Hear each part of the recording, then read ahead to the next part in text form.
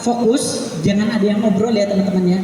Ini silakan masuk ke dalam diri teman-teman sendiri ya. Kita akan masuk ke sesi yang berikutnya. Sesi yang berikutnya adalah, waduh, maaf ya teman-teman. Nah, correctio fraterna.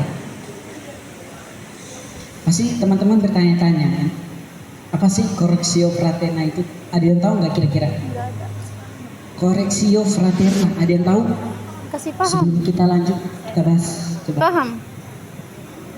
Kasih Kira ada yang tahu nggak? Atau teman-teman baru pertama kali mendengar tentang correctio fraterna ini? Siapa yang baru pertama kali? Coba tunjuk tangan. Wah, kasih paham Bang Dika. Paham. Kasih paham. Wah, hampir semua berarti berarti baru pertama kali ya mendengar tentang correctio fraterna ini ya. Oke. Correctio fraterna itu biasa juga disebut dengan koreksi persaudaraan. Koreksi itu kan artinya koreksi ya. Dari kata koreksi. Lalu fraterna itu artinya saudara. Maka koreksi atau koreksi kepada umat atau kepada sesama kita dengan kasih sayang untuk membangun dan memperbaiki. Jadi koreksi fraterna ini bukan ajang untuk menjatuhkan, bukan ajang untuk menjelekan, bukan ajang untuk membuli, bukan. Koreksi fraterna menjaga atau membicarakan hal yang buruk, tapi fungsinya adalah untuk memberikan semangat, untuk membangun, untuk memperbaiki kehidupan yang lebih baik. Ya, jadi teguran dengan kasih sayang. Jadi berikanlah koreksi kepada teman kita yang membangun dengan kasih sayang kita pada teman kita. Kan kita tadi berbicara dengan kasih ya, bicara kasih. Maka koreksilah teman-teman kalian dengan kasih, bukan dengan kedengkian, kebencian, ataupun kebodohan ataupun segala macamnya, malah membuat teman itu menjadi terpuruk atau malah membuat mereka menjadi down. Ya. Koreksi fraterna ini bukan semata-mata hanya apa ya?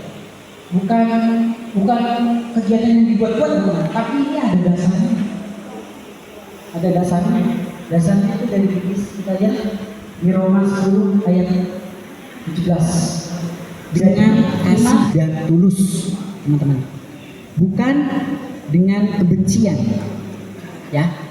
Kita mengoreksi teman-teman kita bukan karena kebencian, tapi kita melakukannya dengan kasih supaya bisa membangun semangat, bukan malah membuat mereka menjadi down. Seperti itu. Lalu KGK 1829 itu dikatakan kasih sejati membawa kita kepada pembinaan dan koreksi sesama demi keselamatan jiwa mereka. Itu sama. Jadi kita memberikan koreksi untuk memberikan semangat yang tinggi ke teman-teman kita, sesama kita. Contohnya di lingkungan kita sekarang ini, teman-teman yang mengikuti rekoleksi ini. Lanjut. Yang terakhir adalah dari Evangelii Gaudium. Itu dari dokumen gereja. Gereja adalah tempat di mana pengampunan dan koreksi berjalan beriringan. Jadi gerejanya G besar, yaitu kita. Ya. Kita ini adalah gereja. Gereja di perkumpulan ini adalah gereja.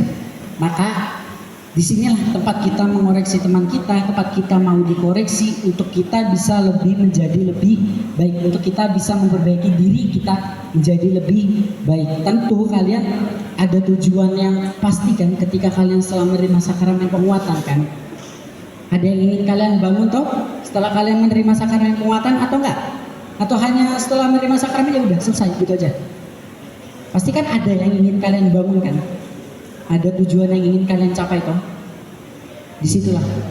Lalu dari Gaudium et Spes, koreksi persaudaraan dilakukan dengan tujuan memperbaiki dan mendidik, bukan untuk mengakhiri. Nah, ini yang tadi saya katakan. Koreksi persaudaraan itu bukan untuk menghakimi teman-teman.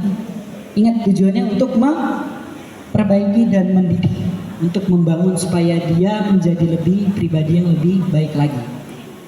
Lalu praktiknya koreksi persaudaraan itu yang pertama karena adanya kasih dan kerendahan hati. Jadi teman-teman ingatlah, koreksi bukan untuk menjatuhkan ya. Berikanlah semangat, dukungan supaya teman-teman kalian itu yang kalian koreksi bisa semakin bersemangat dan menjadi lebih baik kehidupannya. Lalu doa dan diskresi, berdoa memohon bimbingan Roh Kudus sebelum melakukan koreksi. Nanti kita akan melakukan ini.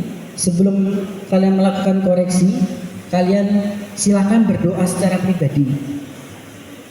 Berdoa secara pribadi untuk bisa kalian mengoreksi teman-teman kalian. Oke?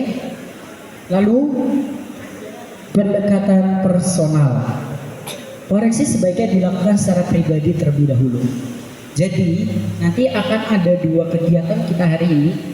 Yang pertama itu ada koreksi untuk diri kita sendiri. Tapi koreksinya adalah buatlah surat cinta untuk diri kita sendiri. Surat cinta untuk diri kita sendiri. Tidak usah panjang-panjang suratnya. Lalu yang kedua baru kita bisa mengoreksi teman kita. Tapi ingat, koreksinya bukan yang menjatuhkan, tapi bikinlah dia menjadi semangat, atau ucapan manis, ucapan indah buat teman-teman kita. Misalnya, terima kasih kamu sudah menjadi temanku selama ini, selama mengikuti pembelajaran sakramen penguatan. Terima kasih juga sudah memberikan semangat yang lebih kepada saya supaya saya bisa menjadi lebih bersemangat dalam mengikuti atau dalam menjalani hidup saya. Seperti itu aja. Itu contoh ya, bukan berarti nanti kalian tulis seperti itu. Itu nanti terserah kalian mau menulis apa kepada teman kalian. Tapi ingat, bukan menghakimi, tapi untuk membangun, ya. Maka yang pertama itu pendekatan personal dulu. Jadi buatlah surat cinta untuk diri kalian sendiri, ya, untuk diri kalian sendiri. Baru setelah itu kalian bisa mengoreksi atau bisa memberikan dukungan kepada teman-temannya. Berikut. Nah, tujuannya tadi kan sudah jelas ya. Tujuan kita adalah membangun dan mendidik, bukan untuk menghakimi. Jadi tujuannya adalah fokuskan koreksi ini pada tujuan untuk membangun dan memperbaiki. Maka nanti silakan teman-teman mengoreksi teman sebelahnya, ya, teman sebelahnya. Mungkin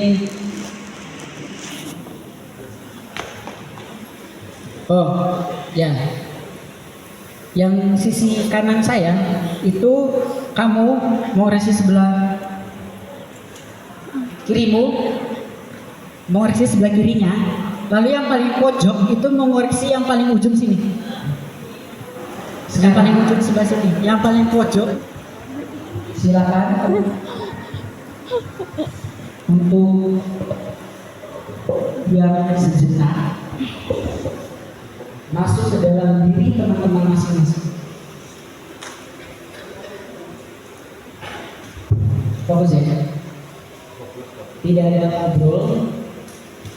Ini karena tidak ada diskusi. Ini dari hati kalian masing-masing.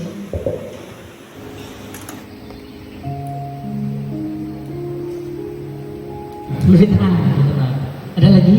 Perasaannya gimana? Hanya tenang saja atau ketika kamu ingin mengoreksi temanmu?